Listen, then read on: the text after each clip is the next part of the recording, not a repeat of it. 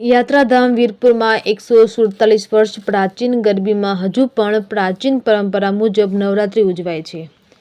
અત્યારે નવરાત્રિના દિવસો ચાલી રહ્યા છે ત્યારે ગામોગામ ઠેક ઠેકાણે નવરાત્રિની ઉજવણી થતી હોય છે, પરંતુ પૂજ્ય શ્રી જલારામ બાપાના પવિત્ર યાત્રાધામ વીરપુરમાં જલારામ બાપાની જગ્યાથી નજીકના મુખ્ય ચોકમાં રાજાશાહી વખતથી આશરે 147 વર્ષ પહેલા પ્રારંભ થયેલ શ્રી નવદુર્ગા ગરબી મંડળ દ્વારા હજુ પણ માતાજીના ગરબા તથા જલારામ બાપાના પદો ગાઈને પ્રાચીન પરંપરા મુજબ નવરાત્રિની ઉજવણી થાય છે।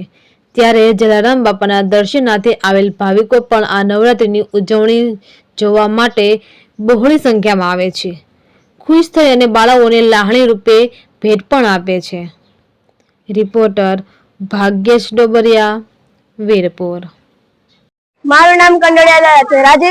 રાજાશાહી પ્રાચીન કાળથી નવદુર્ગા ગરબી મંડળની પરંપરા મુજબ અમે નવરાત્રીના 9 દિવસ માતાજીની આરાધના અને ઉપાસના કરીએ છીએ અને અમે નવરાત્રીની પહેલા 1 મહિનો પ્રેક્ટિસ પણ કરીએ છીએ અને વીરબાઈમાં અને જલારામ બાપાના પદોને પણ યાદ કરીએ છીએ।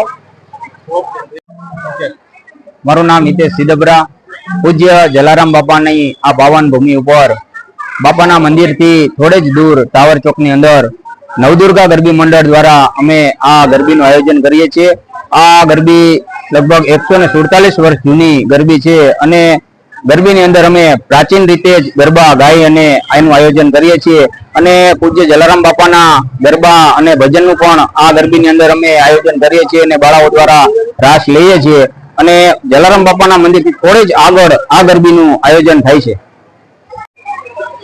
વીરપુર સંત શિરોમણી જલારામ બાપાની આ પવિત્ર ભૂમિમાં આજથી 147 વર્ષ પહેલા નવદુર્ગા ગરબી મંડળની સ્થાપના વીરપુર સ્ટેટ દ્વારા કરવામાં આવી છે। ત્યારથી અહીં પ્રાચીન રાસ ગરબાની રમઝટ બોલાવાય છે, પરંતુ એની સાથોસાથ આ ધરતી ઉપર જલારામ બાપાના લાખો ભાવિક દર્શનાર્થીઓ આવતા હોય ત્યારે જલારામ બાપાના પદો અને ગીતો ઉપર પણ અહીંની બાળાઓ રાસ રમી અને જલારામ બાપાના આવતા ભક્તોને પણ મંત્રમુગ્ધ કરી દે છે। એટલું જ નહીં, વીરપુર ગામના લોકો પણ જલારામ બાપાના આ ગીતો અને પદોથી પ્રભાવિત થઈ એમનું સ્થાન શોભાવી અને આ રાસ અને ગરબાની રમઝટ શાંતિપૂર્વક રીતે જુએ છે। જય જલારામ, જય માતાજી।